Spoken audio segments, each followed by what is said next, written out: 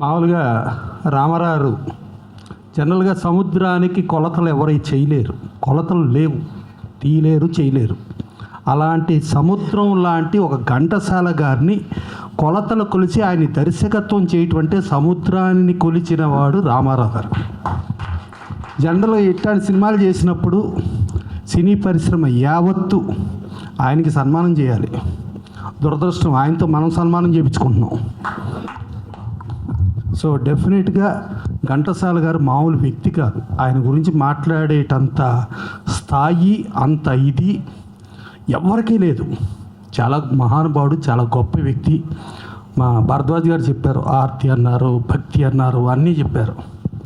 ఎవరికైనా మరణం లేని జననం అది ఉన్నది ఘంటసాల గారు, ఎన్టీ రామారావు, అక్కినేని నాగేశ్వరరావు, చంద్రమోహన్ గారు. ఈ నలుగురు ఒకటే ప్రాంతానికి సంబంధించిన వ్యక్తులు.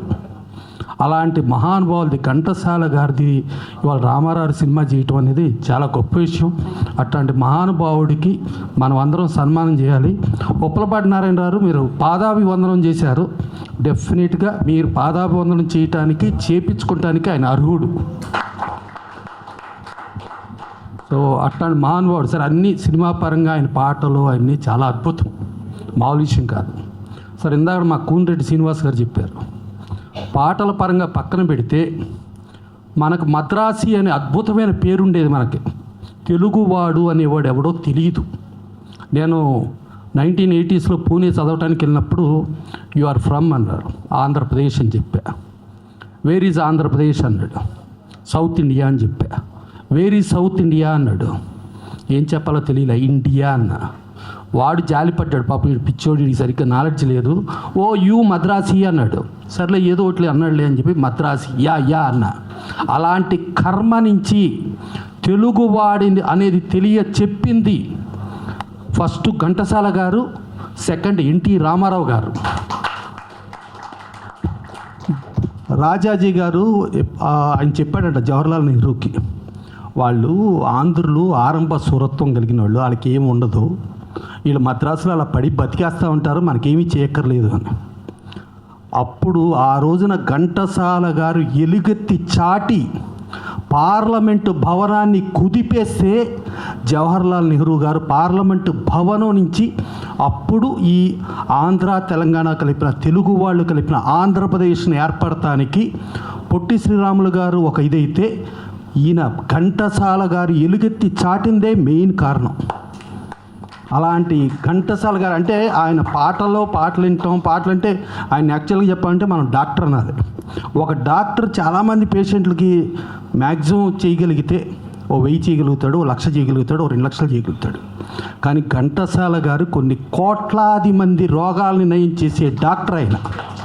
ఆయన గాత్రంతో ఎంతోమందికి వ్యాధులు నయం చేయగలిగిన శక్తి ఆయనకుంది. అలాంటి శక్తిమంతుడిది చరిత్రని ఇవాళ రామారావు ఒక డైరెక్షన్ చేసి దాన్ని బంధించి దాన్ని ఒక రేంజ్కి తీసుకొచ్చేట ప్రజల ముందుకి చేయటానికి డెఫినెట్గా మన రేవంత్ రెడ్డి గారు గద్దర్ అవార్డ్స్లో ఎన్టీఆర్ నేషనల్ అవార్డు అని పెట్టి, ఆ ఎన్టీఆర్ నేషనల్ అవార్డుకి ఎన్టీ రామారావు గారు ఒక ప్రాంతం కాదు, ఒక కులం కాదు, ఒక మతం కాదు, ఒక జాతి కాదు, ఒక ఇది కాదు అని చెప్పి, అది తెలంగాణ అయినా ఎన్టీఆర్ నేషనల్ అవార్డు ఉండాలి, ఉత్తరాంధ్ర అయినా ఎన్టీఆర్ నేషనల్ అవార్డు ఉండాలి, లేదు రాయలసీమ అయినా అట్లాంటి మహానుభావుడికి ఉండాలని ఏదైతే చెప్పారో అలాగే ప్రపంచంలో తెలుగువాడు ఎక్కడుండా ఘంటసాల గారికి ఒక నేషనల్ అవార్డు ఉండాలి.